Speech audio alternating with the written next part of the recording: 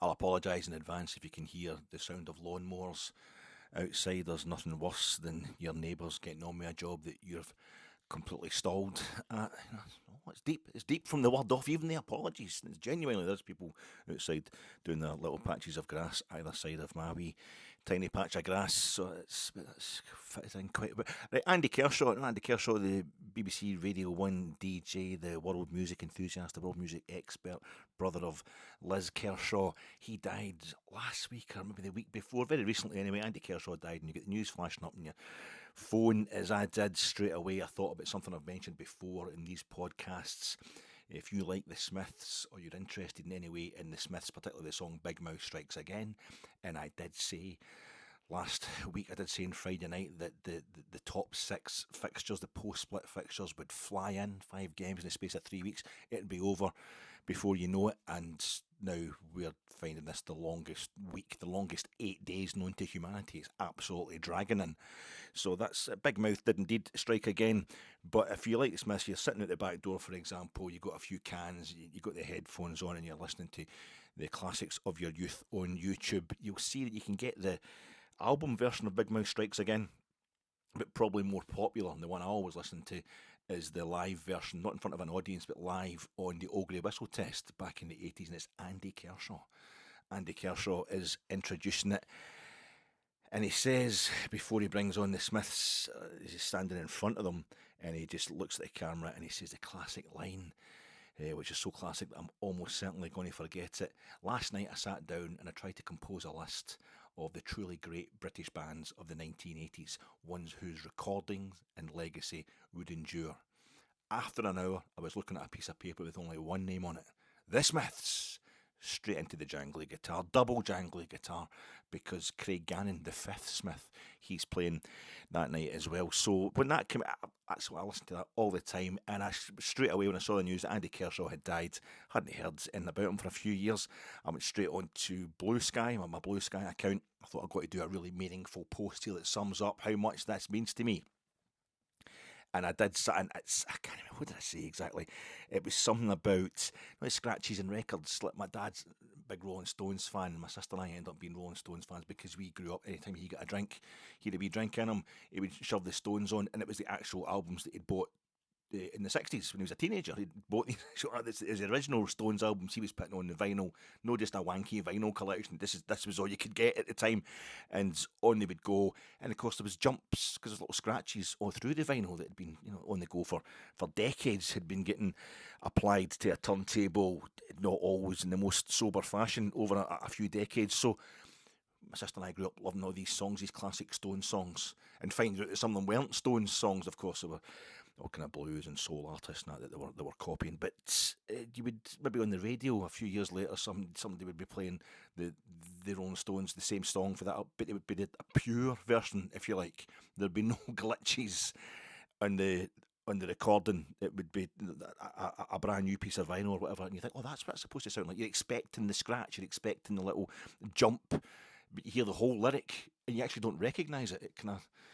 You think it's a mistake because you grew up listening to it. And I did something along those lines about Andy Kershaw. I said, like hearing a song on the radio for the first time and after listening to it. And Blue Sky, unfortunately for you, there's no word limit on football podcasts, but there is on Blue Sky, which just operates basically the same way as Twitter, just a kind of different vibe. But I managed to make it much more concise in that, but it was like, I can't hear Big Mouth Strikes Again without Andy Kershaw's introduction.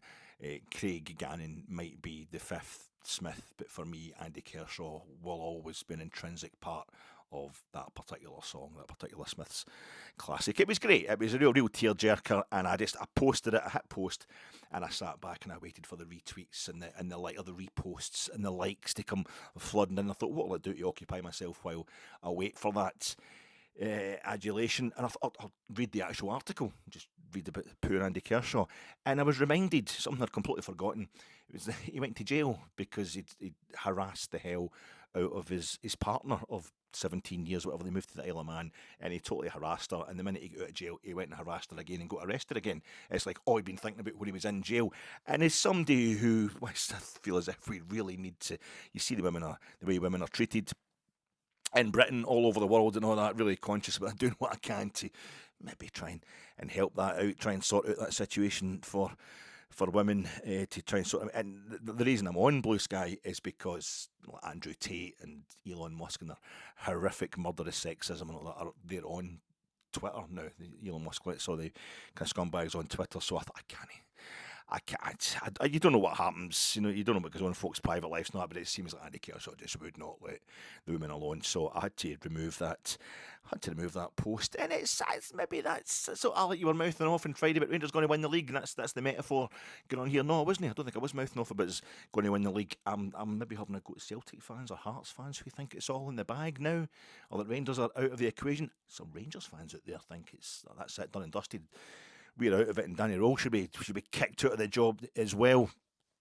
That's part and parcel of being a big club. I wouldn't have it any other way.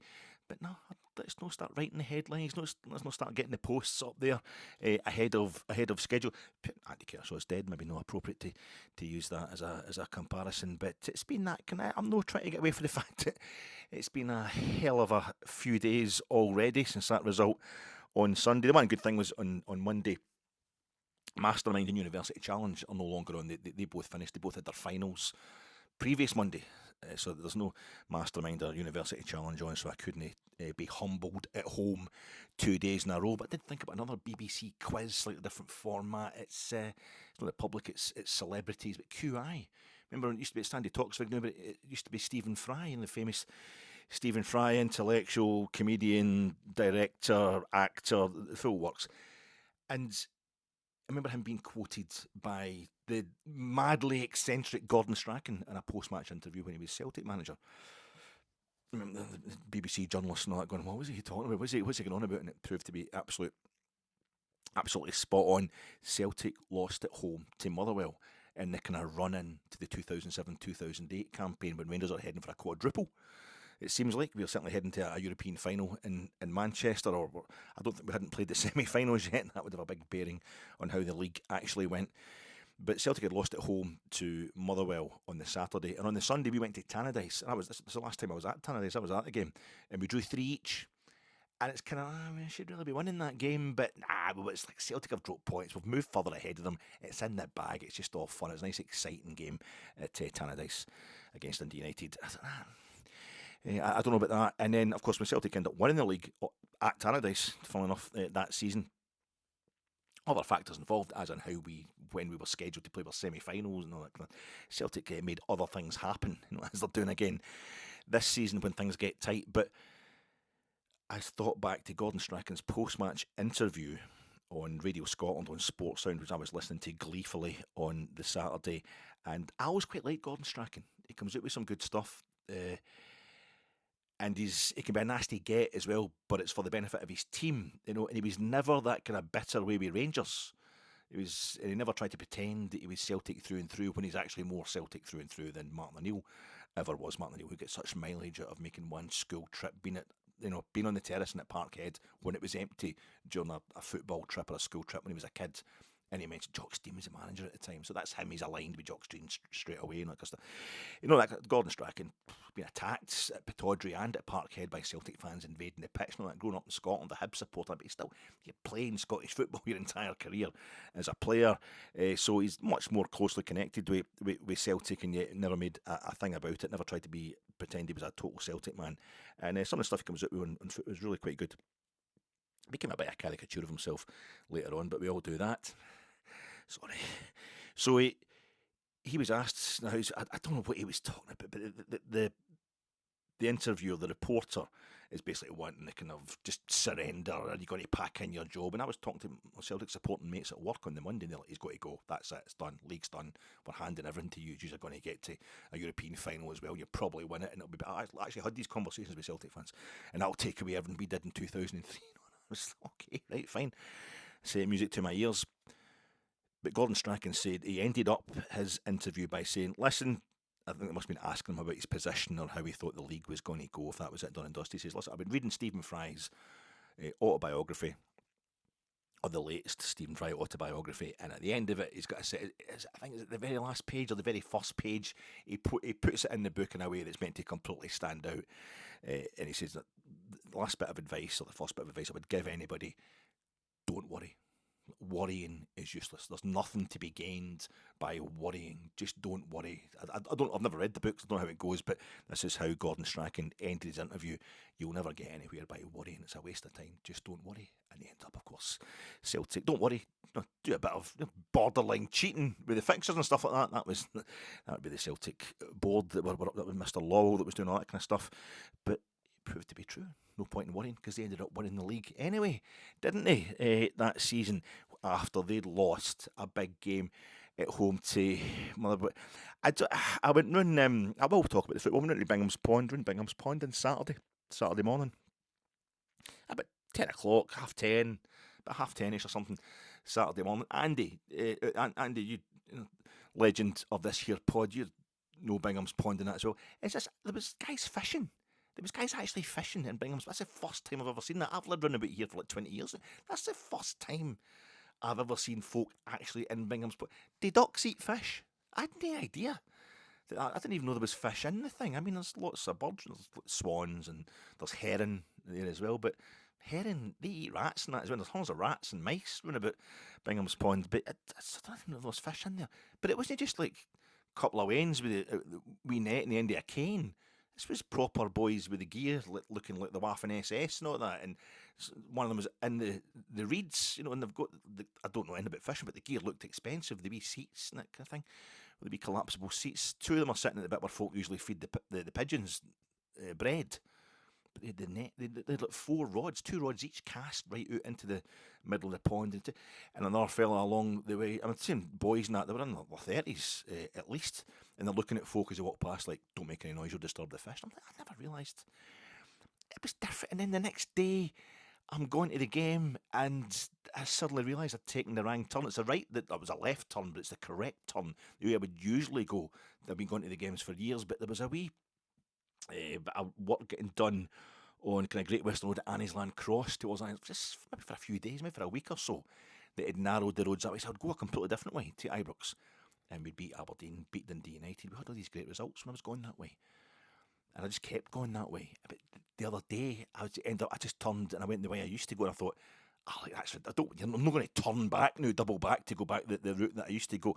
I'd probably end up missing kick-off. I'll fucking do that in the Hibs game. If I go the wrong way again, I'll be going back, sod kick-off, to make sure I go back to Ibrox the wrong way. I walked it onto the roads, the wee roundabout, just...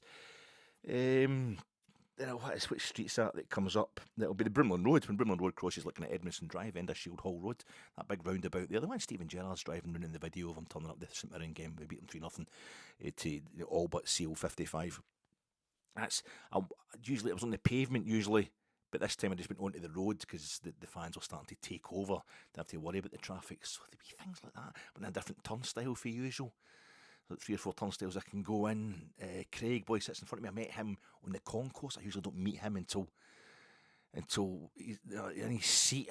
Things were different, and it just didn't work out. I feel I get a bit overly superstitious, and it all kind of plays into the traffic lights on Sunday when I was coming back for the game after I did my post-match reaction, and I nipped into Morrison's in the way up the roads, and I've done a lot of podding, especially with Tav leaving. I was on Jersnet as well on Friday night and doing my own special pod about Tav on Jersnet, talking about Tav, and then doing my own Friday night preview pod, half of which was about Tav. And then I did my post-match reaction after the game, and it's a defeat, and you're kind of winded by that. Sunday being all about speed. I woke up to the headlines about the guy trying to kill Trump, supposedly, the supposed assassination attempt. Staged or not, it's just got to the point where he tells so many lies and all that, you think it's... but the footage of the guy running past the security, the Secret Service guys in the lobby, right past him, shotgun in his hand, you're thinking, where's the security? What's happening there? And then you develop Sebastian Sawe breaking the 2-hour barrier for the London Marathon, and how quickly I went from wanting Hearts to lose on Sunday to wanting them to win. Their game kicked off just as ours was ending against Motherwell because Celtic had won on the Saturday. I was just like, complete 180. I want the Jambos to win. If we're not going to win this league, I want Hearts to win it. It makes no sense. How are we going to win the league if I keep wanting Hearts to win? But it's part of what I'm going to discuss tonight. It's been all about speed, and then Rangers started that game so bloody slowly. But I'm sitting at the traffic lights, didn't realise how exhausted I was. And I've got a wee water canister thing. The one healthy thing I do is I drink a lot of water, and I had it sitting, in the wee cup holder thing in your car next to your gear stick. And I know the lights. I put they put the lights in Great Western Road, and I'm driving back home. I'm at the lights all the time. So I sat there and I parked up and I said, I've got time to have a wee drink of water. And next thing, the lights had gone to green again.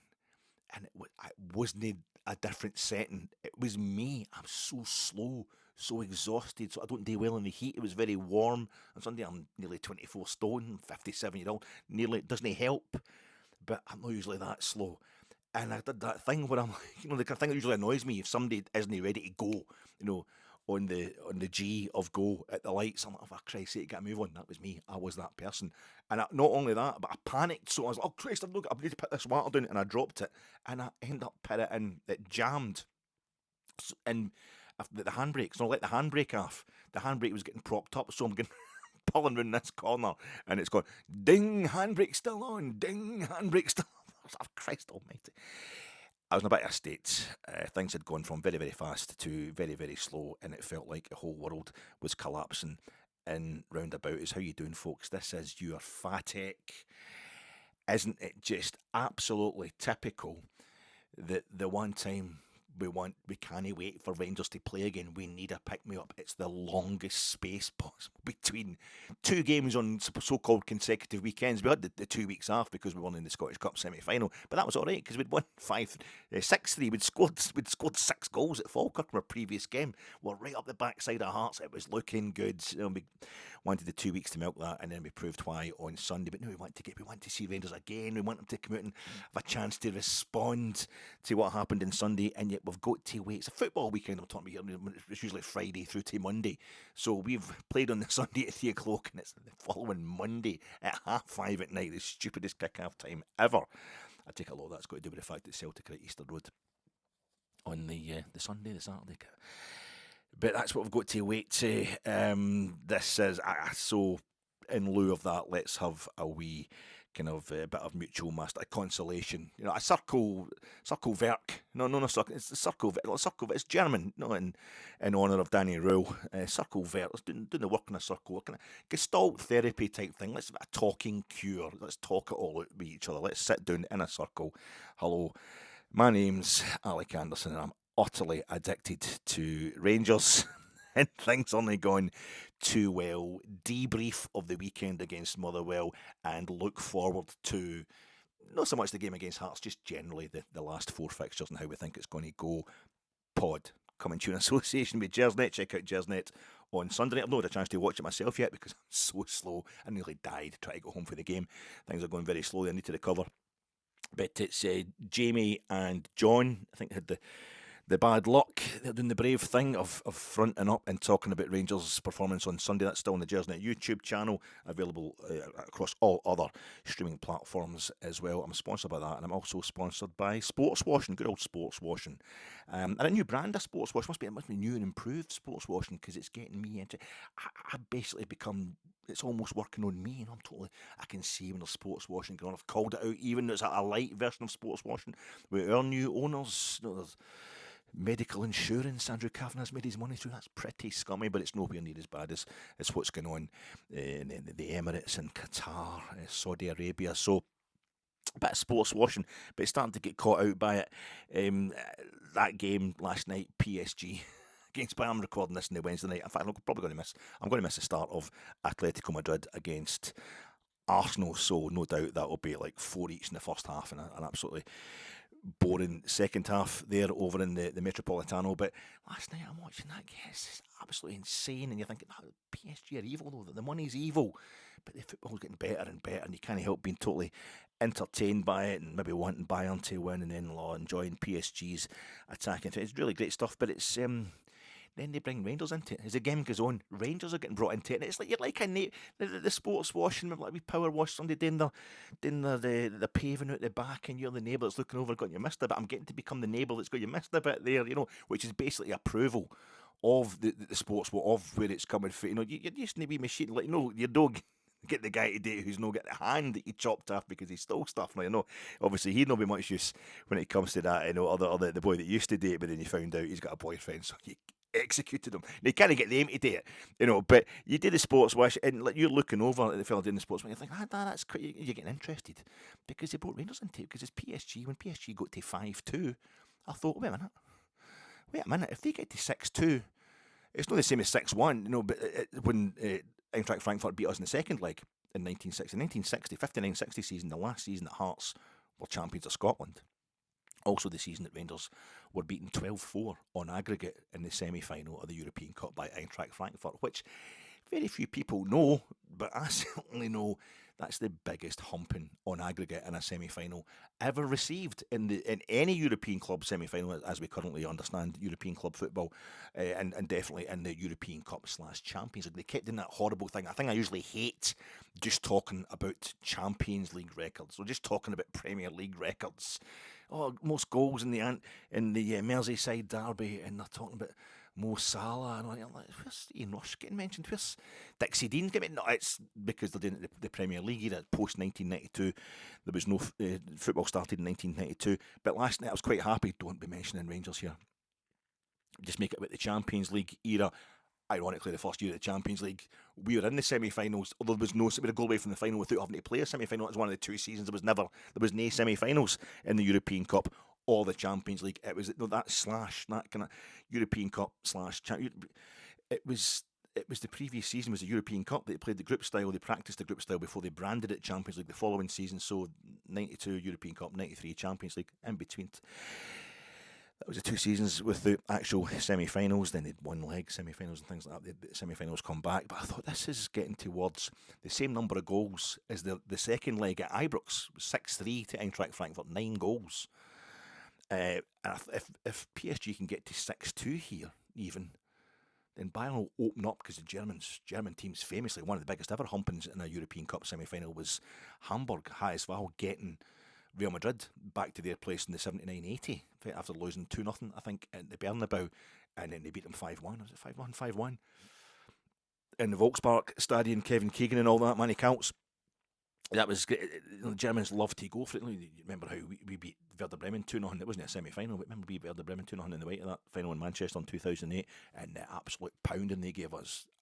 Alan McGregor, miracle working, and just solid defending. We only lost 1-0 on the night, but my God, the pounding they gave us. The Germans, Bayern will open up, and as if they're already open enough, they will totally go for it, and PSG will pick them off at the back, and it could end up. That 12-4 thing it's no longer, it'll be 13-4 or something. PSG played in the Allianz Arena last, they won 5-0 in the final at the Allianz Arena last season. They're going to go to Bayern and do the same thing over there. I was fantasising. But what they did do was they equalled the record that we had set for the number of goals in one leg of a European Cup / Champions League semi-final, / Champions League semi-final. With the 9 goals on the night. As soon as I posted it, Bayern hit 2 goals straight away. But so that was straight away. I'm like, oh my God, it's totally interesting. I mean, like Michael Olise as well. He's like a slow Joe Aribo, good player and that, but no quite as good as your Joe. It was good to watch. It was an absolutely fantastic game. You're already kind of get me thinking, but they're evil. Remember PSG's money's evil. They're trying to sports, and then they start bringing Rangers into it as well. I'm like, that's a sports. And talking of which, I'm in Morrison's today. This morning, as I always am, they're selling hippie wigs and Woolworths, man. The great line for Danny and with Neil and I. They're selling soft World Cups in Morrison's, man. They're selling squishy, cuddly FIFA World Cup trophies. And I was tempted. That's the World Cup there.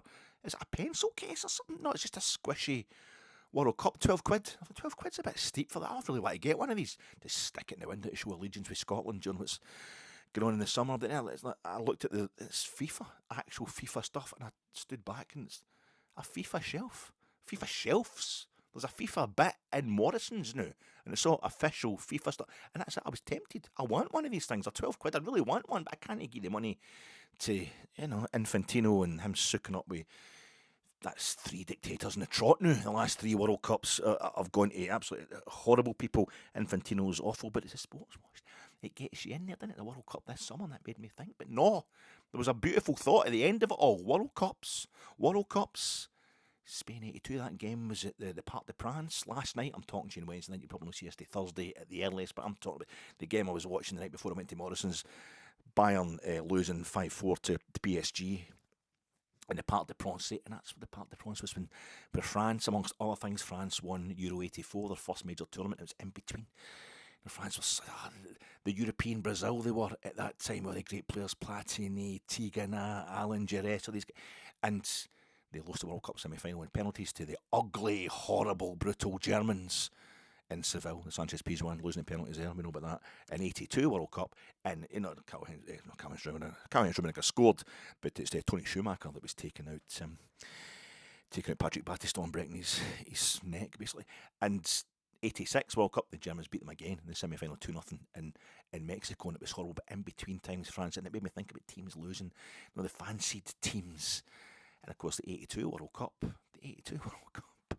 was because the France manager. Always say the France manager when they won the Euros in '84, and the manager, in those World Cups was Michel Hidalgo, who scored in the first ever final of the European Cup, which, although they lost, which was in the Parc des Princes as well. It changed a bit in between times. They got rid of the cycle track and they changed the stands and all that, but it's the exact same pitch. It's the same footprint anyway, same stadium. So, but Michel Hidalgo, he talked about winning the Euros in '84 as the return ticket from Seville, because it was such pain for them to lose that. It was also Brazil, wasn't it? Brazil, the pain they went through, the great Brazil '82 team, Zico, Socrates, Serginho, Junior, Cerezo, did I mention? Cerezo, Roberto Falcao, great Eder, Oscar. Did I mention Oscar? Fantastic, a great team. That Brazil team of '82, sumptuous. Don't make old men talk about Brazil '82. You'll be there all night. Gubbed Scotland 4-1 after Dave Neary opened the scoring in the Benito Villamarín, where Rangers won the first. I've got to stop, sorry. First time we beat Spanish opposition in Spanish soil. You've heard the same stuff all season. I'm on automatic pilot, and it's a very, very slow pilot. Brazil '82. And the thing was, Italy won that World Cup. Spain '82, Italy won that World Cup, and famously, Italy drew all 3 of their opening group stage games. They scored 2 goals, and the star striker, Paolo Youssef Chermiti Rossi, didn't get a sniff, basically, in the first 3 group games. And they'd been banned for 6 months for a bit of bribery in Italy, I know. In the domestic season, he couldn't play club football, so he was finding his fitness and all that, but he started slow. It was looking like Italy were well out of it, and then it was a second round group stage. They had then semi-finals and the final. So they went into a 3-team group, and that group contained Brazil, the '82 Brazil team, Tele Santana's '82 Brazil team, who were phenomenal, just looked like they were scoring goals for fun, they were sensational. And Brazil, apart from anything else, and Argentina, who were the holders, with added Diego Maradona. They won the World Cup in '78, they added Diego Maradona, arguably the greatest player of all time, to that. So, and the games weren't getting played where they should. No, Hearts only supposed to be in the top 6. That's why the fixtures look a bit bent to us as Rangers supporters.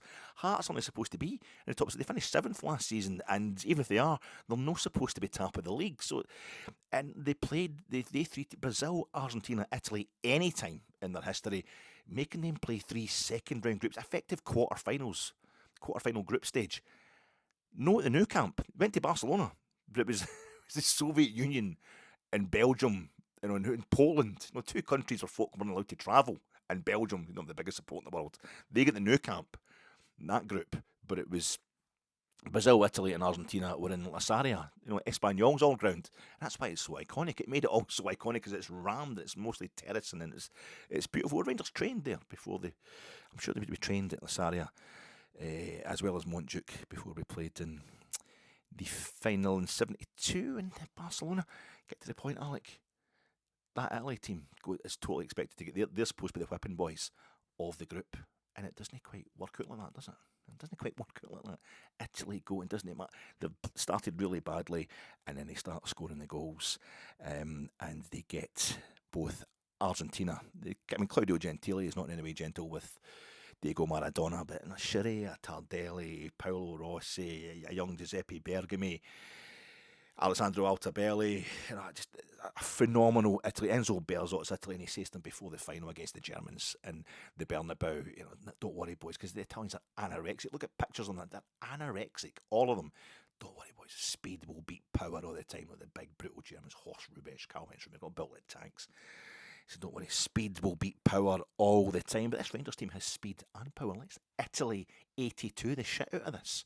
We're behind now. We're thirds, and we've got to go to Tynecastle, and we've got to go to Parkheads, and there's only 4 games left total. After that, we're done. We're done and dusted. We're the whipping boys of that group of 3 that've got a chance of supposedly winning this title. Well, it's nothing to lose. Nobody's expecting anything of us. Let's go there and do this. Let's do this. Italy beat Argentina, and they beat Brazil. Oh, the famous game in Seville, Espanyol's ground, the famous game in Barcelona where they beat Brazil, lost 3-2. They only needed a draw. Brazil. And probably Celtic and Hearts will feel that a draw will do them against us. Maybe at Tynecastle, maybe at Parkhead. We know what we have to do. Let's go out there and do it, folks. Let's go out there and do it, Matt. I'm sponsored by Sports Washing. My name's Alec Anderson. When I get to the bottom, I go back to the top of the slide. When I stop, I turn, I go for a ride. When I get to the bottom, but I see you again. Yeah. Don't you want me to make you? I'm coming down fast, but I'm miles above you. Tell me the answer. Well, you may be a lover, but you ain't no dancer. Helter skelter, na na na na na na na. Helter skelter, na na na na na na na. Now, Alex, it's not supposed to be. Tell me the answer. Do you love me? But it's love rhymes with above you. Love you, love it. No, I mean I'm doing the Susan the Banshees version. Obviously, doing the Susan the Banshees version. It's Kenny Morris that's on the late great Kenny Morris. He's on the drums there, but it's. She gets I don't know if Susie's a final bit of embarrassment. She repeats the opening 2 lines of that famous Beatles song. She repeats them. She's them twice, and then she does the make and above rhyme. I've listened to the Scream, the album that's on a million times. I'm sure she gets it right. And even when you see printed versions of Susan the Banshee, the lyrics for Susan the Banshee's version of Helter Skelter, it gives you the Beatles lyrics, but I'm sure she changes it. And it's maybe a wee final bit of embarrassment she can make out she's trying to insult the Beatles, because it all comes through with the old punks, doesn't it? I know she went post-punk before anybody else, Susie, really, but she was right at the heart of it. She's right at the heart. She's the Bill Grundy programme. She's right at the heart of the Bromley contingent. Her and Steve Severin following the Sex Pistols about everywhere, but they all comes. Oh, she does Dear Prudence and that. They've all loved their music. No, John, the music they're supposed to be getting away from, they're supposed to be trashing, they were resetting everything. John Lydon, Johnny Rotten, he absolutely loves John Martin and a bit of trad folk or folk blues and whatever. That's why she was doing it, to try and make it. No, I'm trashing it. I'm not singing it the way it's supposed to be sung. I'm deliberately getting it wrong. But they obviously love the Beatles. I was about 48 years old before I found out it was actually a Beatles song. I just assumed it was a Susan the Banshees song for most of my life. Helter Skelter. Helter Skelter, of course, was the name adopted by Charles Manson for his plan to create a class war in the States that would let him and his pals all kind of bunker down and somewhere out in the desert. And then it's when it's a race war between the blacks and the whites, and when the blacks won that race war but then needed somebody to govern them, he'd pop out and they'd be ready to do that. And it's like absolutely mental. The fact that about stabbing folk to make that happen when Donald Trump's actually become president and doing that, and he's trying to get a bunker under his ball, and that's why he wants a big ballroom to get the bunker, and that's exactly what they're planning to do.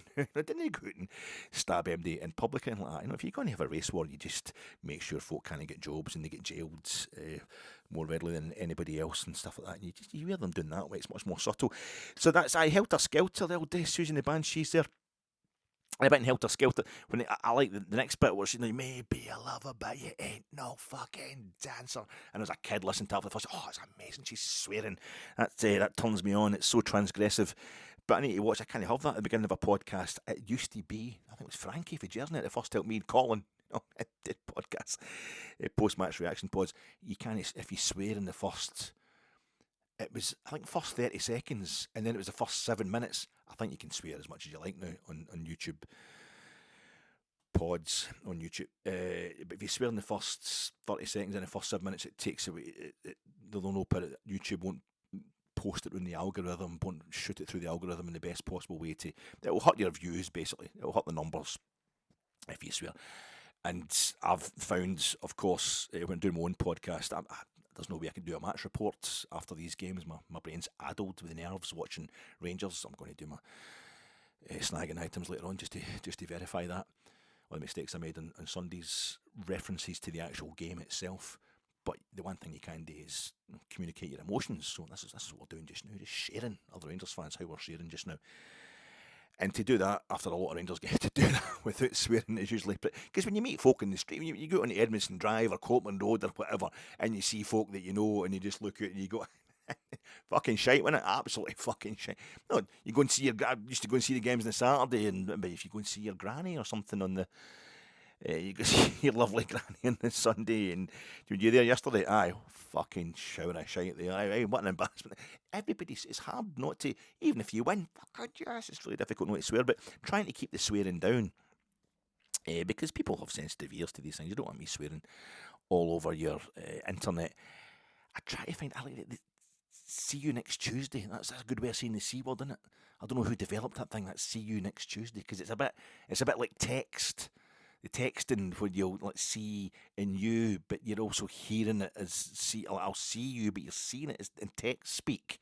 So it's really clever because you're not saying anything sweary, but everybody's like, see you NT. Oh, aye, that's good. See you next Tuesday. And I've always been trying to work out a way to do that with the F word. This is the C word. You don't have to say it, and people know you can communicate it. But I don't think it's kind of partly use it as if it's the initials of something. And you can. I can't work out a way to do that but I finally come up with one. Just like what the F word happened there. I don't give an F word. How if we beat Hearts to the league as long as we finish above Celtic. I don't give a fuck you cunt knob. That's quite a good fuck you cunt knob. How we get on in terms of winning the league as long as we finish above Celtic. See you next Tuesday in a week's time, and that's the thing. We want to see what's going this time next week, although this is Wednesday. But next Tuesday, we'll have had the big game on the Monday night, and everything could have utterly transformed. We've all got it worked out. Oh, the number of fixtures, no more on hands anymore. The number of fixtures left. We've got to go there, then we've got to go to Parkhead. It's doom and gloom. But a lot of us had it banked in the bag before we played Motherwell on Sunday. That's because that was just in the bag. You're obviously going to beat them, and then a total overreaction when we don't beat them. If we beat Hearts at Tynecastle, nobody's going to be standing there. No Rangers fans going to be hanging about going, oh, but we're still going to go to Parkhead. I will, but I'm a miserable git like that. But nobody's going to be going, oh my God, it's still. You will think. We've just become the first team to beat Hearts at Tynecastle this season. Over 90 minutes. I think Falkirk put them out in penalties of the Scottish Cup. But we've just become the first team to beat Hearts. This is the team at the top of the table. We've taken, you've just let Celtic get in there to win the league. We won't care. It will be the biggest result possible. The biggest domestic result we've had all season. See you next Tuesday. I'll see you next Tuesday before we get into just how bad we actually think Rangers are. My focus, like yours, for a decade at least, probably, that's actually 30 years when you think about it, because you'd Hearts nearly win the league in 86, and they were good for a few, into the early 90s. Joe Jordan was Celtic, then being manager. There are a few goes at us, and they were actually ahead of Celtic, I think, a few times as challengers to us into the early 90s. You obviously had the Hearts, the Romanoff era, 2006, they finished above us in the league. Aberdeen, we finished them off in 1991. They won the league in 85, Aberdeen, but they had a great team. Up until 1993, we won the treble, but it's beaten Aberdeen in both of the domestic cup finals and pipping Aberdeen to the league as well. They finished in second, is what I'm trying to say. They were second in everything, Aberdeen in 92-93 season. So it's once basically Fergus McCann arrives at Celtic, that's kind of, so we basically It's been 30 years. It's just been us against Celtic. That doesn't go away quickly. That's not going to go away in any way quickly. We need a point to guarantee third place from Motherwell. I just want to put them trying to just feel the priority. It's no in our own hands. Finishing above Celtic certainly is. We need a point to guarantee third place from Motherwell. That's another thing to bear in mind. They've got a better goal difference than us. They're 12 points behind us. 4 games to go. Just need a wee draw somewhere. And that's us. We've guaranteed at least third place in the title race this season. We still aren't assured of beating last season's total of 75 points. We're still stuck on 69. We're supposed to lose at Tynecastle and Parkhead, and that would leave us 2 games. We can only get 6 points. We can only finish in 75 again, same as we did last season, and yet it's been so much closer because Hearts are overachieving and Celtic are massively underachieving, and that amounts to 3 teams stuck in the title race. Danny Röhl lost on Sunday his first home league game immediately before returning to the scene of the first and so far the only away league game that he has lost. He's needing to inflict Derek McInnes' first home league defeat of the season on him after the weekend where one of the top 3, so it's another weekend where one of the top 3 slip up. It was us. I don't know if you noticed, but it was us. It's only been 2 weekends where all 3 Hearts, Rangers and Celtic have won, and it'll get a bit more difficult now because we're all in the same playing each other. At least one will have to slip up over the next long weekend. At least one of us, it's going to be Hearts or Rangers, will have to slip up over the next kind of weekend, the next round of fixtures. If you like, 5:30 on a Monday night is a shocking kick-off time, especially a bank holiday Monday. We must do to Hearts and Celtic what Motherwell did to us. This thing, how are we going to go to Tynecastle and win? How are we going to go to Celtic Park and win?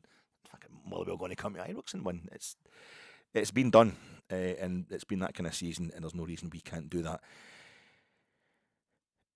Weird kick-off times and weird days of the week for the kick-offs usually favour the home team. You would think they usually favour the home team. Rangers are almost legend, infamous, how we go in anywhere at 12 o'clock on a Sunday. St Mirren, Dingwall, whatever, just messed with our chi and we couldn't quite perform the same way. I don't know if that's always the case.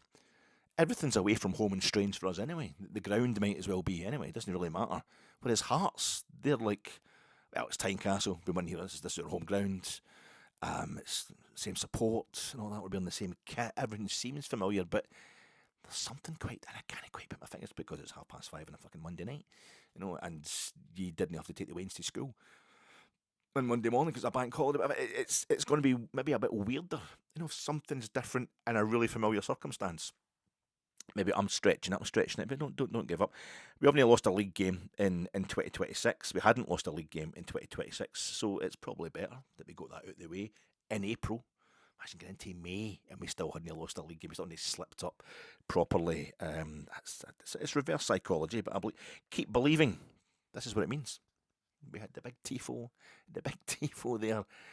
Marvin Andrews tifo, and Marvin himself is out there reprising 2005 Helicopter Sunday. Keep believing. Well, this is it. This is what it's all about. You need to have something to believe through. If it's happening in front of you for pumping Motherwell 6-0 and pumping everybody else, there's no reason to keep believing. It's just happening. It's a fact. This is what keep believing actually means. Archibald Leach was 161 years old on Monday. He's dead. Nobody phoned me to tell me, and nobody tells you anything these days. And Danny Röhl turned 37 on Tuesday. Danny Röhl isn't exactly in with the bricks yet, as he was saying about Tav on Friday. But Archibald Leach, he ordered the bricks. He commissioned the bricks. He got them put up there. He's only 37. He's only just turned 37-year-old. He risks stuff. Since his arrival, he has risked stuff, Danny Röhl. He's trying stuff. He's trying players. Along the way, he's just trying new things, new players along the way. He's mixing and matching it. It's never the same tactics. Never the same tactics in the course of one game, for good reasons and for bad. And his team's constantly changing. Sunday was his last experiment, I think. Setting us out with the 4-2-2-2, despite not having Romans and things there. I think he has what he needs now in terms of information. The only question is what injuries or suspensions he might face. Nico Raskin getting involved a lot on Sunday. Difficult not to. It's a difficult line to tread between letting Motherwell piss all over you with their antics and then getting so involved that they end up getting you sent off. So you're suspended for the trip to Tynecastle. But suspensions could be as big a problem just now as injuries. But since his arrival, Daniel, he takes chances as maybe a young man would. Injuries are thoroughly care. The one thing he doesn't take chances with are injuries, but the way in which he manages injuries to the maximum is by taking risks in game. Bringing on players who haven't played for a while but need a bit of game time when we're only winning a game by a single goal, or taking off players who need to be wrapped in cotton wool. When we're only winning by a single or 2 goals, it was against St Mirren, and was it December, just before we went to Parkhead, I'm sure. And we end up losing another goal because we brought on a 12-year-old to play at the back until but we managed to see the game through.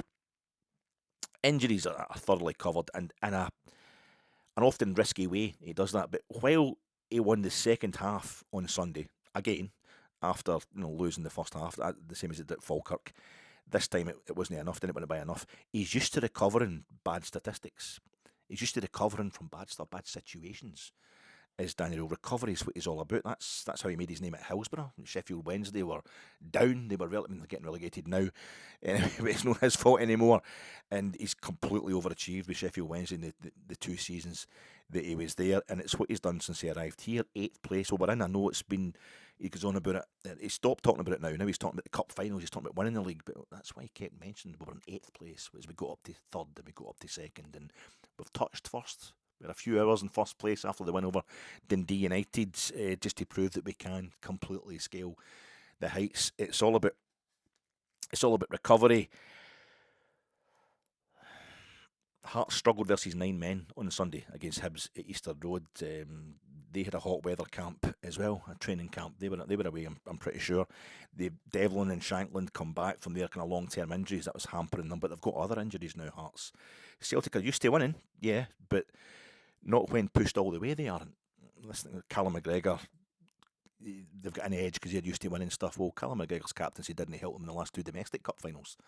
They lost to St Mirren and they lost to Aberdeen in those 2 cup finals. We live, unfortunately, at Rangers the last decade, last 15 years or so, we live with pain and setbacks and not a lot of money and stuff like that. It's actually become our energy. This is how we do. This is the Rangers' life right now. It's just, it's agony all the way. And we're used to it. We're absolutely used to it. The Italians struggling through their group stage in 1982 while Argentina and Brazil were scoring goals for fun in their first round group stage. They're used to the battle though. Italy, they're battle hardened by the time they get to play in that group. Rangers have got a bit of that as well. Instead of kind of recovering from a bad start in the case of one game, this time, Daniel Röhl is about to recover a poor start in terms of losing our first post-split fixture and then winning the next 4. He's got the recovery from 8th place in the league to getting us briefly to first place. But then, the opposite of that within the space, not microcosm, macrocosm within the space of one game. He'd done it a few times where we're trailing at half time. And we did recover to 2 each on Sunday. It then went south again after that. But he's recovered from 2 goals down in his last 2 games. You don't want to get into trouble in the first place, but I think it's an in-between time thing. It's not the whole season thing, getting from 8th up to first place, or the whole length of the league. It's not as small as just in the space of one game. You're getting beat at half-time, you're winning at full-time. It's just right in between. It's the one kind of period he's not. We just need to recover from losing our first post-split game and using it as an energy to win our next 4. There's only 4 left. That would be absolutely fine. If the trip to Manga, and we saw Danny Röhl and his presser getting a bit ratty about it at the end of his press conference when this was put to him. As I was just joking about it in my post-match reaction for outside Ibrox on Sunday. That he's just, somebody will be saying to him, be getting in his face about it. See, you shouldn't have gone on that trip. Because it seems like superstition. The one thing I would say is like the times we've messed up. It's been winter training camps that we've went on during a winter break in Scotland, and it's been like a slow puncture, as I was saying in Jersey on Friday night. We've won our first competitive game when we come back to Scotland, but it's been like against lower league opposition in the Scottish Cup, and we've won it a bit unimpressively. And then there's maybe a draw at Pittodrie or Rugby Park or something, a place where we should be winning, but they've always been tough for us, so you're not too panicky about it. And then you go to Parkhead and get stuffed or something, and then Dundee beat you. Something like that. It then starts to fall off a cliff eventually, but it starts slow. Whereas Sunday, it was warm weather camp back in Scotland. I will get beat at him, So it was different in that sense. But I think if anything did genuinely go wrong at La Manga in the training camp, it's probably the players having time to convince themselves and maybe possibly their coach, very young coach, that we should start with the two strikers who finished the game that they won so spectacularly against Falkirk. And scoring 2 goals each in the second half. Majowski and Chermiti getting him. That Friday I was like, don't start the two. I don't think we should start the two of them up front. I think we should try and mirror Motherwell's 4-2-3-1 because they will play right all over us in the midfield. They'll go right through us. They're hard enough to contain when we're trying to match them up body for body. If we go with the two up front and we don't have the players, it needs Romans and Nadiri to make it work just now, the 4-2-2-2. And maybe the players have convinced them. There's been such a feel-good factor coming out of that game against Falkirk, off to Spain, all getting to know each other. Right, we really enjoyed that. We enjoyed playing like that. I don't think he'd be that easily persuaded, Danny Röhl, but he is very positive as a manager, and that's a good thing. Very positive, very energetic, but sometimes I think maybe he gets a bit ahead of himself. I'm not sure. That's certainly what happened. Or maybe the players he's got more confidence in them than they're able to reciprocate. But that might be the one kind of thing that's going. We're 2-0 down. A very windy Falkirk, if not 2-0 down at a sun-kissed Ibrox. It's not the same thing. Been 2-0 down at a sun-kissed Ibrox where there's a kind of display of colour and positivity, the like of which I haven't really seen at Ibrox since the Leipzig game. I'm probably getting that wrong, but it felt special at the beginning, which just shows you what feelings count for. We're all feeling so negative just now. Doesn't matter. We all felt really positive when the game kicked off on Sunday, and it didn't amount to anything. So it's a different thing, being 2-0 down to Falkirk at a very windy Falkirk where they know the stadium. It's really strange, kind of queer weather going on there, and the weather would benefit us in the second half. We managed to pull a goal back before half time, but there's only a few hundred Rangers supporters allowed in at Falkirk officially anyway, whereas there's 50,000 Bears giving it loudy. It was great, the atmosphere before the game. Definitely not the supporters' fault. We had the win against Dundee United at Ibrox. It was sensational. It wasn't perfect, but it was really exciting. Rangers were really good. We won the game 4-2. The minute we start winning the game, we're always winning the game. That's it. And the crowd are horrible. The crowd are just terrible, slagging the shit out of the players. Really toxic. Anytime the 2 times we conceded a goal, and then we've got the game against Motherwell where we're just basically thumped by Motherwell, especially in the first half. Crowd are amazing. Crowd are magic.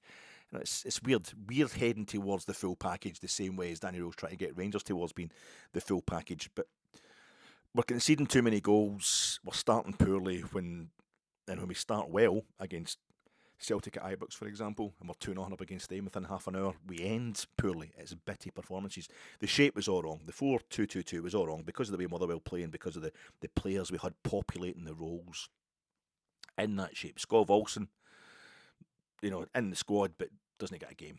And he was part of when the 4-2-2-2 was working initially against Hearts at Ibrox, and then for half an hour against Celtic at Ibrox in the league. Chuck Wani's Duff scored a goal against Falkirk. Not a great performance against them. Really bad on Sunday, but it's hard to really judge in the players objectively because the formation they were put out on Sunday, I think, exposed them a bit. When we improved so markedly by bringing on Tav and Mohamed Diamandi as we did on Sunday, we know that Romans, as I've been saying for ages, he's absolutely key.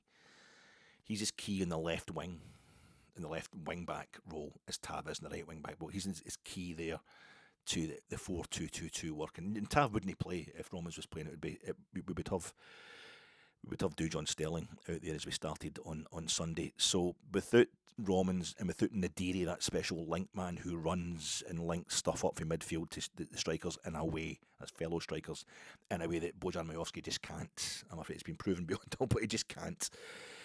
Then it's really not going to work at all.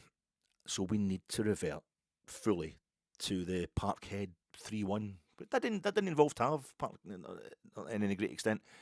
Dujon Sterling, he plays in that game at Parkhead in January, and it is Wilfried Nancy's Celtic, not Martin O'Neill's, different proposition altogether, but we pounded them 3-1. And we had that run of 8 games, 8 wins in the trot under Danny Röhl. It's before he got the 4 signings in January, none of who. Tochi Chukwueze had a bad half on Sunday, and that was it. That's the only involvement from any of those 4 signings that made the 4-2-2-2 so possible, so attractive. Jayden Magoma is not. I know Motherwell pushed that they arranged it so they were keeping our fullbacks back, but even then, Jayden Magoma is not going to do anything approaching what two Romans can do to make that shape, that formation work. But he's already got it banked. He's already got it in the system, Danny Röhl, of how to get the best out of what he had before January, before he brought those 4 players, before he brought Romans, before he brought Nadiri in. Maybe time to go back to that. They say winning halves of games is fine as long as you draw the other half. Or you can win both halves. They've got this whole thing in football now. It's kind of aggregate thing. The score in the first half gets added to the score in the second half. It's a strange way of working it out, if you ask me, but that's how it works. But win one half more comprehensively than you lose the other. That's another idea. We lost 2-1 at Falkirk in the first half, and we won the second half 5-1, didn't we? Aye, so that's the way to do it. But we did this the last time we were at Parkhead as well. We're 1-0 down at half time, going on 2 or 3-0. And then we come out in the second half and just destroy them. And that ends up 3-1 to Rangers. But bitty, disjointed, kind of immature, patchy performances is precisely what a club and team experience in the flux that we've endured over the last year, if not 15 years, should be providing. That's the kind of performances we should be laying on. So, I don't know, let's move that kind of patchiness to runs of games. Now, we've had a first home loss under Danny Röhl. Let's now kind of put together a couple of away performances of a quality which will counteract that. I couldn't see us winning 9 in a row. And it sounds counterintuitive, it sounds stupid, it certainly does have a lot of far too much superstition involved in it, but there's also a bit of basic psychology there. We don't have the stamina, we don't have the kind of mental collective fortitude, don't have the familiarity with each other as a team yet. Daniel only arrived in October, the end of October, as head coach. 4 of the key players supposedly arrived in January. This squad has been through so much flux this season, the ownership, everything. It's all over the place. So it's almost impossible to expect 9 in a row, 9 wins in the trot out of a squad. They got 8 before that. They need constant breathers. They need to it's almost like you'll get the bends if you come up too quickly. So that's the one. It's done. Now we can go for another 4 in a row. We had 4, was it 5 wins in the trot? No, it was 4. It was St Mirren, Aberdeen, Dundee United and Falkirk. Lose to Motherwell. Let's for another 4 in the trot. It's more realistic. You've had a breather because it's massive. I didn't think there was any way we could go to Parkhead and Tynecastle and win both those fixtures consecutively if we were turning up a bit cocky, confident, the team to be shot down. Youssef Chermiti, he's getting stick, but now he's only getting stick. He's getting stick this week, but he's only getting the kind of stick that I would give to Ali McCoist in my early 20s, when Ali McCoist was picking up golden boots, European golden boots, because he was scoring so many goals for his that young, stupid way where you just demand perfection, only noticing the stuff that goes wrong, and Ali would need 6 chances to score 3. But he's scoring 3 goals. And Youssef Chermiti, I think there's a real problem with reality for a lot of football supporters these days. And maybe watching the likes of PSG or Bayern or your Tele Santana and all that gives you kind of a false idea of what football should be like. But he's playing in 2 different formations. We come out and do that. I think it's basically a 4-3-3, although there's more to that in the second half on Sunday. Diamandi seemed really advanced. Nico Raskin seemed particularly far back. Maybe that wasn't intentional, maybe just making the wrong choices. He was pushing up. Need him in that more advanced role all the time, Nico Raskin. And Asgard definitely moved back as well. So the idea that they were just a 3 in midfield behind Mikey Moore. Chermiti always seemed more advanced, as he should be as a centre forward, than Gassama and Moore, but at times they seem to be up right beside him as a 4-3-3, I suppose. But there seems to be more to it than that, and there always will be. But he's played two different formations, Chermiti, and I think he's done quite well in both of them. He wasn't getting the service, obviously, in the first half, but that's 3 goals in his last 2 league games, which really should be 4, because the goal he scored, I thought he'd get the 2 goals on Sunday, but having watched the highlights back on Sports Scene, the second one comes off Nico Raskin's head. Just as well Nico Raskin's not that tall, or else it would have, Nico Raskin, do you see the PSG, Nuno Gomez, getting in there at the front post, his header the other night? Remember Raskin and Kevin McAllister scoring that game, the two. A Belgian scoring for the Scots and an Argentinian scoring for the Belgians. That game against Union St Gilloise, where we finished 8th in the table last season. The 2 smallest guys in each team scoring with headers. That was quite a thing. But I thought it was a goal for Chermiti, but it come off Nico Raskin's head and on its way into the net. I don't know why Raskin's getting the credit for that one. It should really just be like a deflection or something. Chermiti should get it, but he's also scoring the goals now, Chermiti, against so-called smaller clubs. No disrespect. A lot of disrespect you want. Motherwell pumped us. I can disrespect them as much as I like. They pumped us on Sunday. But he's getting goals in these games. It's not just he was scoring 4 goals against Hearts, 4 goals against Celtic, and he'd 1 against Kilmarnock, and he's scoring all sorts of goals. We've seen the full gamut now, the full range of his abilities. Towering, amazing header against Hearts at Ibrox. That phenomenal overhead kick against Celtic at Ibrox. Getting to the front post, the first goal he scores at Parkhead in January, that thing he lets the ball go through his legs and he back heels it. One of the most amazing finishes ever, and it happened so quick that you really wouldn't notice it. A bit like I think the first goal he scored against Falkirk a couple of weeks ago in the win at Falkirk, that way just moving his feet really quick order, almost imperceptible but essential movement of his feet to get the proper contact on the ball, to move it away from the goalkeeper. Driving into the box, one of the goals he scored against Hearts. The finish he's got, the second goal he scores against Celtic at Ibrox, and we drew 2 each. That was phenomenal as well. But I'm thinking the other day, he doesn't get long range goals. That's maybe the one thing he doesn't get is long range goals. But then the goal he scored against Kilmarnock, his first goal for Rangers, that was the goalkeeper helped it in, but that not for outside the box as well. So the big man is just coming on to a total. He's actually improving at a time where we need to. He's stepping up and he's getting more game time again. A young player, foreign player. He's stuck in there, big Chermiti, and he's done the business, and he's coming to the boil at just the right time. My snagging items, let me do my snagging items before I do anything else. I said on Sunday that I was going to get the tiles at the Broomlin, I was going to get them all on a graph. It was a grid. I meant a grid. If you watch that podcast, you know what we're talking about, but I was going to go home and draw up a graph. No, it's a grid you want to draw up to get this. It's a Raskin goal. I didn't know anything about it. Somebody told me Raskin get the second goal, and I was like, I thought it was Chermiti, so I obviously don't know what I'm talking about when it comes to, but that was because it deflected off him. I just said Jack Butland was getting a lot of blame at the bit I was sitting at up towards the Copeland end of the main stand for the Motherwell winner. We thought it'd gone right through him, but see from the sports scene that it was deflected past him by Big Fernandez. Again, I don't see why the Motherwell player's getting that goal. That should be an own goal. It was going straight for Jack Butland. It might have gone in, but it's weird how they decide these things. Seems to have gone in. What else have we got there? Tav, a difference. That's not my snagging items. That's just a general talking points. One other snagging item I should mention.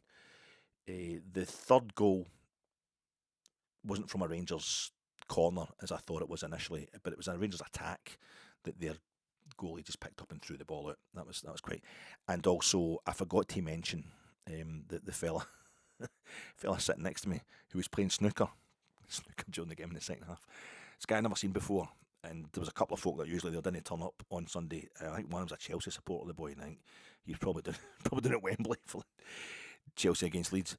But another fella turned up and he did that thing, but I felt about the same age as myself, and he looked like there was a lot of folk in the rank seats and all that on Sunday. I don't know what was going on, but he was just trying to find a spare seat. So he just says, he's just sitting just along for me. He gets in there and immediately just starts calling Rangers fucking shite and fucking useless. And I'm like, I don't want to hear this. But folk it was bad. The first half was bad, and folk are uptight and upset, and I can't blame them for how they vent it.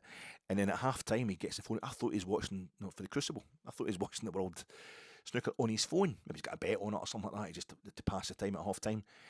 And then I realised it was a game, one of the getting very realistic looking, an actual game where he's playing the snooker, and he was still playing it when we come out for the second half. But then we score, and I'm yes, and he's celebrating with me, and then we equalise, and I'm like, keep fucking playing snooker, keep playing the snooker. You know, it's obviously lucky. He's like, I'm going to, but it was a bit. Now it looks like Rangers need snookers. It's a cliche, but no. Celtic and Hearts play each other. You know, one or both will drop more points. One will drop 3 points, or both will drop 2 in the final game of the season. We've got the chance to take 3 more points off each of them in our next 2 games. And after what happened when we had the 2 weeks off in a Spanish training camp to digest on a spectacular win at Falkirk, playing our 2 hardest games of the season in the space of less than 6 days, and on the back of Danny Röhl's worst home league result yet, it's perfect. It's as perfect as it gets in terms of logistics and prep and psychology. You know. And next Monday, Hearts won't know whether to stick or twist. We need a win. You know, like Aberdeen at Ibrox. I mean, I know the game was at Ibrox. We're the away team this time, but when Aberdeen came to Ibrox in 1991, the last day of the season, and it was neck and neck, but a draw was enough for Aberdeen. We had to win. And we went out there and just pounded them with a team full of injuries and a team full of reserve players. It was an amazing performance, but having that clarity of knowing what you have to do. And Hearts are not used to being in this position. They're getting used to it this season. You know, they're still. I think they're now probably favourites for the title. But so our motivation is tunnel visioned, and Celtic at Parkhead won't be allowed to kind of rope-a-dope us the same way they did in the league game at Ibrox in front of their terrified, innocent fans who'll probably scared enough about what our 25 supporters are going to do to them. They're not going to batter 59,000 Celtic supporters because we're terrible.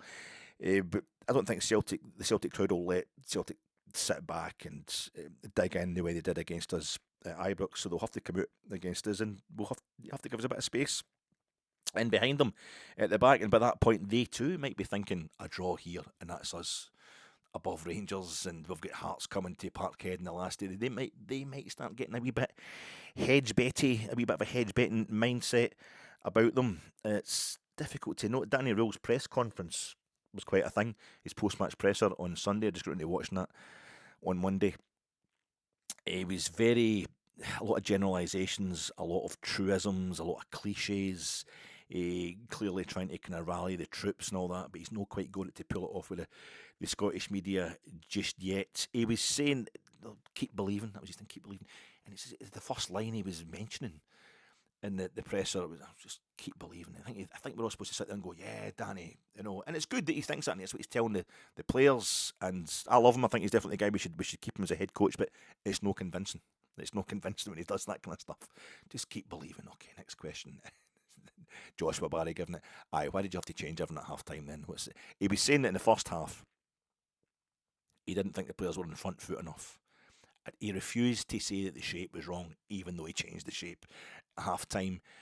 Even though he made 3 substitutions, but he's saying the players weren't on their toes enough. They weren't getting up there to counteract Motherwell piling forwards. They weren't defending quickly enough. You know, there's a lot of that kind of pattern. He was pointing out that he went big time.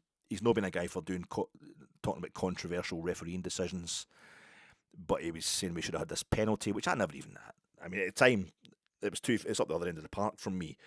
You know, when Motherwell are 1-0 up before they get their second, I think it's Gassama who gets brought down at the edge of the box. We get the free kick, and Sports Scene helpfully just showed you the free kick that we took, which went past the post. It didn't show you how we got the free kick. But it looks in slow-mo replays that I've seen online, there's contact perhaps on the line, but it's not clear enough in any way. I'm not going to get my knickers in a twist about that. But Danny Röhl, it definitely should have been a penalty, and that's one of the things he was giving his lines like, this is why we love football, and these things can go against you, and it could have went either way, sort of thing. Thinking that the Rangers supporters, we don't allow things to go either way. You should be making sure it goes our way, Danny. That's the baseline from the Rangers support usually, but I get what he's trying to do. He's trying to keep the positivity going because we don't really get a lot of time to be negative. And he mentioned that Motherwell, he basically said their XG, they were much more efficient. They hardly had a shot on goal. He says they've scored 3 past us. They've put 3 past us, and we saw a couple of other balls that they played right across our defence where they were almost leaving a guy one-on-one with the goalkeeper. Good interceptions from us and they couldn't quite finish. But I've not seen the actual XG, but I think all the stats are kind of eeksy-peeksy, except Motherwell have won far more tackles than we won, which I think says it all. And Danny Röhl did mention that they were up for the battle a bit more than us, is what he's saying. That's an indictment. And they were ruthless with their chances. Well, that's also an indictment as well. I'm talking about Chermiti. There was a chance where it was probably our best move of the game in the second half. I think it was at 2 each as well. Or was it 2-1? I can't remember. But we have the momentum, and he ends up kind of putting it over the bar from further back than the penalty spot, and it's quite a crowded box. But it's a kind of chance you really need to seize on. But it can't all be on Chermiti. He's scoring 2 goals effectively, and there's got to be the blame's got to get apportioned more fairly, more evenly than that for a performance like that and a non-performance. It's not over. This is another thing he was emphasising, Danny Röhl. It's not over, and Motherwell were a bit jammy, but they won more tackles than us. I think we had more shots on, double the amount of shots on goal, but half the amount on target probably. Well, it'd be 2 to their 3. We did hit the bar as well, but it was never really kind of going in, that one. It was on the top of the bar, the gas of my cross, really. He was talking about it feels like a blow. Oof, he did this quick thing. He goes, I know it feels like a blow. Oof, where he was acting, impersonating what a Rangers supporter. And a drama queen, basically. He was kind of taking the piss out any drama around about this. We've just lost at home. We're honing in the title, supposedly. And what's supposed to be one of easier fixtures. He says, but it's my job to lift everybody. And I want us to be playing, and it kept getting put to him how they've got these patchy performances, you keep having to change things. But he says, yeah, it's my goal ultimately to get us playing, to the best of our ability for 90 to 95 minutes, get whole performances out. But the subtext there with Danny Röhl, the kind of emphasis that he's putting on these answers, would tell you that he thinks it's just not possible at this point in time. So he's got to work it somehow. He's got to work it that we're only going to perform well for 50 minutes, half an hour or something in a game, and it's getting the best out of that and limiting the damage for the rest of the game. It's what he's got to work on just now. We need more clean sheets, he admitted that. We're losing, different kinds of goals. He mentioned we're losing different kinds of goals. That's good to know. That's cool. I mean, it did say Chermiti was scoring different kinds of goals, so we're losing different kinds of goals. I think that's supposed to mean it's difficult to diagnose it. It's difficult to work out how to stop them if you can't find a pattern. The one question at the end, though, he was asked about the training camp. He took real umbrage with that, and it's almost like I think he knew. I think the reaction he got to suggesting weeks ago that we go on a training camp during the Scottish Cup semi-final weekend has probably vexed him. And he's thought, what's up with these people? The logical thing to do is go on a training camp. This is what we did at Bayern Munich. We saw them doing not too bad last night against PSG. So when it's gone wrong, he started trying to be dismissive of the guy who was asking the question. But the guy, this is Scotland, this is Rangers, it's Ibrox. The guy just keeps coming back at him. He's getting more wound up than Danny Röhl because he's not getting a straight answer. I don't know who the guy was representing. I don't know what journalist he was, what organisation this journalist was from, but he just said, well, how come the performance was terrible? Basically, he said, oh, you think it's got something to do with the training camp? That you're wrong. I've already dealt with it. He says, well, what was it to do with then? What was the problem? I've already dealt with that. And I think he felt he dealt with that at the beginning of the presser when he'd talked to Joshua Barry about the changes he made at half time and the fact that in the first half we weren't able to get on the ball. We weren't able to defend quickly enough. But this is why we love football. And he did the keep believing thing. Keep believing. Like the banner said at Falkirk and all that. I'm like, this is painful. It's painful stuff, Danny. It's no convincing. But I don't really care about him convincing me. I care about him convincing the players. I care about convincing the players and convincing himself, and he's done this perfectly all season, like recovering from setbacks, and he's moved us right up the league, progressed us all the time. It's clunky, it's not tidy, but I fancy him to do it again. Big questions, the kind of hangover. Should we have made changes earlier in the game? It's a big criticism because it was going so badly in the first half. Earlier than half time, it's difficult. The reason you can remember all the times that Rangers have subbed somebody off in the first half is because it's so rare. Fernando Rickson at Parkhead, maybe that's a bad example. The 6-2 game back in 2000, kind of August 2000, Todd Cantwell Aris Limassol game a couple of seasons back when he gets taken off in like 37 minutes or something, and Ross McCausland comes on and scores our only goal in that game. And he was getting all sorts because people wanted somebody else taken off in that game, but I think he was proved right. I watched that game back the next day, and Todd Cantwell was all over the place. He wasn't doing what he was supposed to do. So, but you remember it nevertheless. It's such a rare thing. It really does. It can destroy players and destroy a team as well when they start getting subbed off before half time. And I think it's a thing to let players get the chance to recover. He's trying to bring the team on at the same time.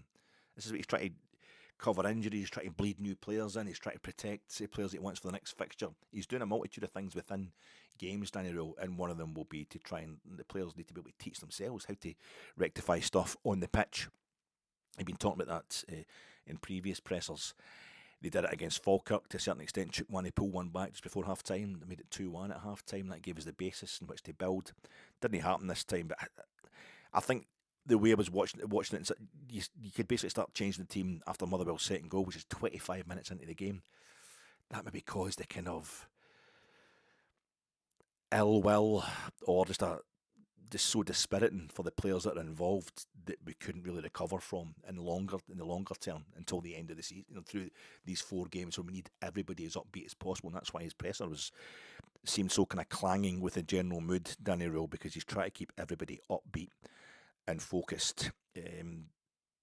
Penalty for the fouling gas match. I didn't really think it was from what it wasn't conclusive enough from what I can see. But yeah, other teams would have got them. I don't mean that in a conspiratorial way. It's been other games. These things will be given. I think folk have been putting out footage online and on Twitter or what have you, showing Celtic getting a penalty like that at Tynecastle. The player putting his leg in there between the defender and the ball, getting the leg in there just so he can get the first contact. But I don't know. I wasn't that bothered about it myself, to be quite honest. The idea that it's no longer in our hands, I'll come back to that. Did Tav make a difference? Another idea that the stadium bar, the former stadium bar, could maybe chuck 3 extra letters up in their signage. Remember the stadium when it put up, Rangers we don't do walking away, when Ali came out with that quote back in 2012. I thought it was absolutely brilliant. The stadium bar puts it up there, Rangers we don't do walking away, on its frontage, so you come out to Copeland Road, that's like the Ibrox Underground, and you see it, right? Fantastic. Well, what about just the Loudon Tavernier? The Loudon Tavernier. I'm going to get something coined. I'm going to get something that says, heck, that suggested that. Maybe it'll be something good, but they could maybe add that. Tav comes on in the second half and makes a massive difference. That thing that I was saying in all my praise of Tav last week, that thing he does where he just gives us a base camp for attacks.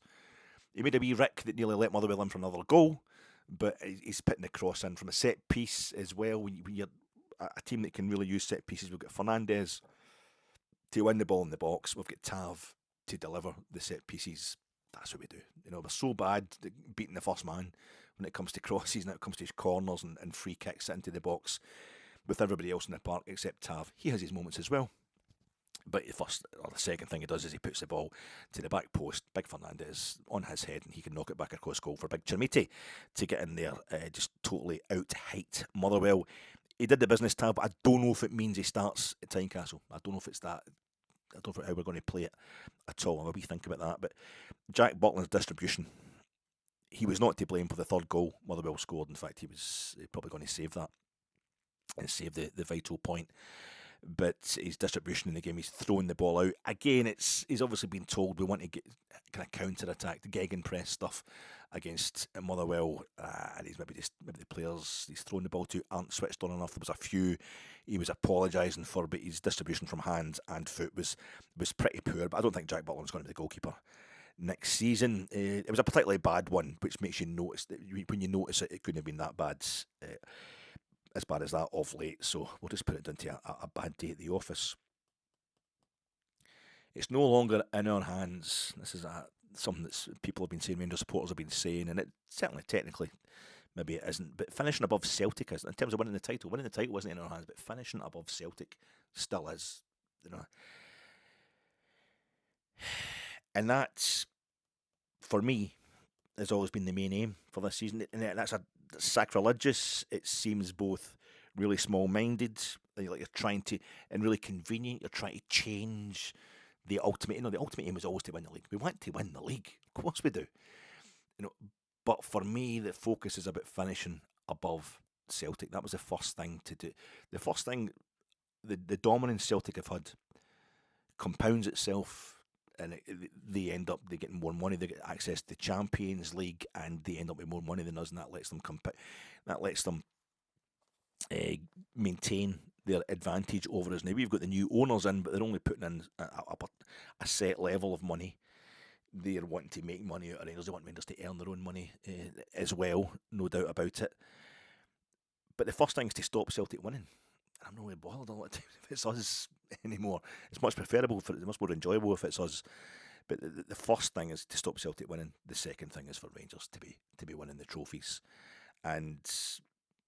or maybe the first thing is for Rangers to be finishing above Celtic in the league, and the third thing is for us to be winning the league. But it could even be a bonus that Hearts are up there too. Absolutely pish if we chuck the Champions League money, the chance to go straight into the group stage if we win the league this season. I think Olympiacos are 4 or 5 points behind AEK Athens at the top of the Greek Super League when it comes to the coefficient stuff. So if we won the league, I think it looks like we would go straight into the Champions League group stage. So it'd be terrible to throw away that kind of money, but pushing Celtic into the Hearts up there, they get a chance to push Celtic into third, into the Conference League slots. Now they'd go into the Europa League because they're going to win the Scottish Cup. But that's the kind of generational change we're looking at. That's the real aim here. We've been through enough. We've had enough bad seasons. One more where we don't get all the trophies we want isn't going to hurt if we can make sure Celtic are getting hurt harder than we are, because that's the long-term stuff. That's how this needs to work. Hearts are winning everything. Hearts are winning absolutely everything just now anyway. Their under-18s won the Scottish Youth Cup last night. Hampden beating Queen's Park at Hampden in the final on Tuesday night, the same night that their women's team went 5 points clear at the top of the SWPL. I mean, Hibs won the SWPL last season. That's pretty drastic revenge for the old Jambos there and their city neighbours, their city rivals, by winning the thing that the following season. And Tony Bloom absolutely does not own Hearts or Union St Gilloise, but they've just revealed plans for Brighton and Hove Albion. Tony Bloom's revealed plans for a dedicated women's stadium next to the Amex Stadium where Brighton and Hove Albion's men play. It's going to be a 10,000 all-seater, fully roofed. You've seen the plans on the BBC Sports website or whatever. It looks brilliant, but it's dedicated for that. It's all forward thinking and successful, and it's really going places that the whole kind of everything Tony Bloom touches. And I know he's not the main man at Hearts in terms of investments, but he's certainly helping them with his wee algorithms. I want Rangers to do that as well. That's a thing I've always wanted for years now. Having to play at Broadwood, the women's team having to play at Broadwood. We've just got the one stand up at Auchenhowie, but I don't know if we'd be allowed to do it at Auchenhowie, but you get it somewhere. Get a mini estadi. It's got to be in Glasgow. It's got to be near the Ibrox as possible.